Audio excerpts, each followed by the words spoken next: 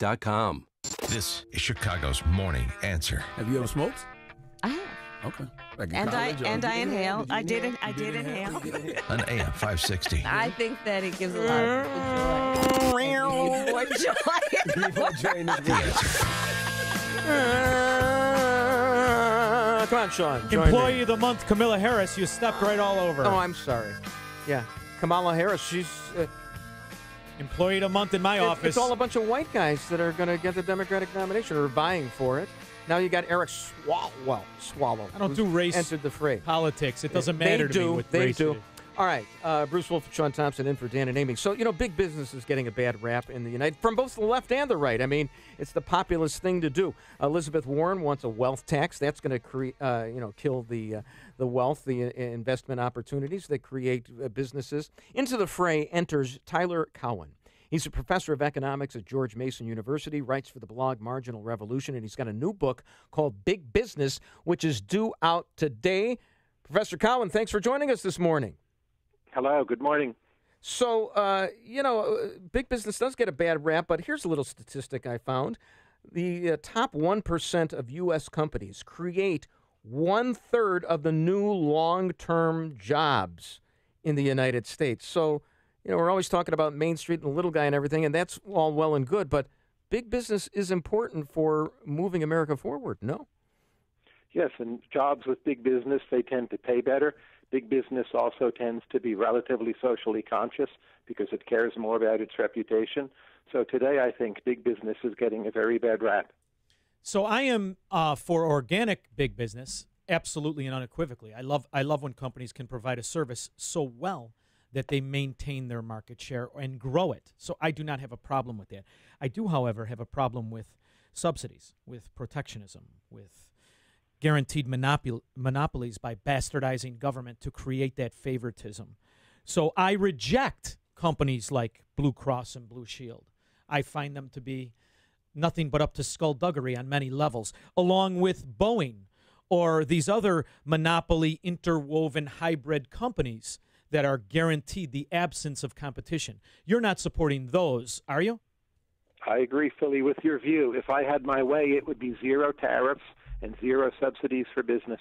Now I love you. See? Sean, if you had read Chapter 5, How Monopolistic is American Big Business, which starts on page 83. 2 teenage daughters, a middle-aged wife, 3 jobs. The doctor knows why I didn't read the whole book. He gets it.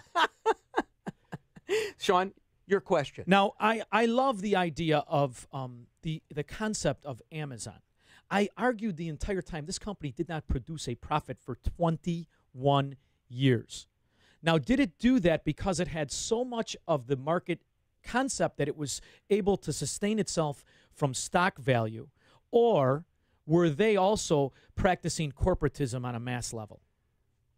Jeff Bezos had a long-term perspective. He's kept on reinvesting funds into Amazon, building warehouses, distribution networks, moving into new product lines. For the most thing, that's been a big positive.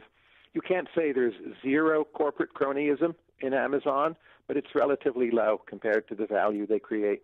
So the top 100 companies in the world, we have 54 of them. And the next closest is China, and that's not even close. They have only 12. Also, our big companies are much younger than, the rest of the world has like Unilever, or Lever, whatever it's called, and Nestle's. We've got Apple and the like. So we're booming. It's actually working for us, and yet they get the bad rap. One of the biggest problems Europe has is that most of its corporate champions are 40, 50, 60 years old or more. America has the tech sector. China, of course, that's encouraging, but business really is America's greatest strength, and our managers are consistently rated the best in the world. Now, Professor, I have a question for you. I have watched as conservatism and the Republican agenda has morphed into a Keynesian happy protectionist economic policy, and it's cheered. The only problem I have is that the only alternative put forward by politics is outright socialism. So are we just losing at slow motion, or is there an optimistic view? Can capitalism ultimately overtake the bastardization of it that it's endured for 80 years?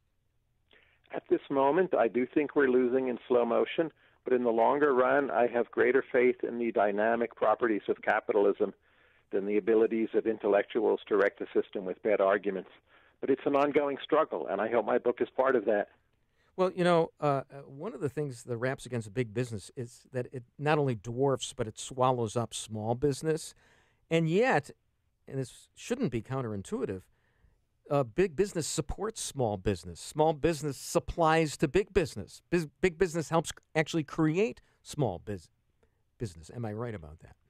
Absolutely. And, the relative degree of big or small business, it's always changing over time. I don't think one should try to target any specific level. In most cases, just letting consumers decide where to spend their money is the best way to go. Is it time for the capitalists to come together? And the idea, for lack of a better word, and I hate to use it because it's an American communist word, should the capitalists somehow form a union and unite over the concept of free markets and capitalism? Because my biggest fear is I found you found the radio show, we're talking to an infinitesimal part of society. I feel that the capitalists in America are just evaporating, and they're being swallowed up by the bad ideas of corporatism. And I watched this in the Donald Trump administration. He's hired what I think are arguably the biggest economic frauds on the planet. From Lighthouser to Wilbur Ross to Navarro, to me, these are not capitalists. And I've watched the capitalists in his administration, both Moore and Kudlow, transform into the Keynesians. What can we do to fight this off? We would be best friends if we knew each other, I suspect. I think it's incumbent on people who are on radio or who have platforms through the worlds of blogs and books, television, to really make this case. I think the American people have a pro-business attitude. They see... you know what? We've been jammed by the Trump administration. Sure, you didn't right just now. hang up on him because you like interrupting people? Actually, we enjoyed talking. I to loved him. It was great. Let's plug the book again. A Love Letter to an American Anti-Hero. Big Business by Tyler Cowen. Now, it's out today. Thanks so much, Tyler Cowen, for joining us this morning. Sorry, it was truncated. I was only kidding like when that. I said it. Or truncated. Yes. I didn't read the whole book, but I read a lot of it. I read and none you know of it. something? Yes. It had so much of that Ayn Rand true homage to liberty, freedom, and what true business is, and it had that Austrian slant on it. I did get nervous when we started to talk about how good big banks are, because I feel that they have completely bastardized trading, and they've monopolized it. They've pulled it into the shadows, and you have a parabolic market without any coupling to the reality of the economics. Now, I hate to all of a sudden become, like Tucker Carlson right here and get my populist streak going, but don't you have a problem when Zuckerberg runs social media and conservatives are profiled and then they don't really have access to Facebook? Ditto for Twitter. Not at all, because there's a Where's combination. The competition? He did it by making sure, and you're hearing him last week talk about how we need more big government regulating the internet. So he did it in an unfettered internet. The problem also is we're too fracking lazy to build a machine that competes with him. Or we're too ignorant or complacent. You just said it took 21 years for Bezos to get Amazon on the roll. It's a participation game. If you don't participate, you lose. That's the philosophy. You don't like Facebook? Come up with Butt Book. Maybe everyone will want to look at Bruce Wolf's Butt Book. Fine. But don't complain because you're too lazy to compete. That makes you It's just going to take an awful long time. That's what it makes you a Democrat. It's going to take a long time. I worry about it, but there are monopolistic practices, and that's why we have antitrust laws. There is no monopoly bigger than the federal government, and there is no monopoly that can operate without assistance from the government. Monopolies come and go because they can't stay competitive. They only stay when they have protection from government. Bruce Wolf and Sean Thompson in for Dan and Amy on AM 560 The Answer. It's what Chicago is talking about. It's Chicago's Morning Answer with Dan and Amy on AM 560.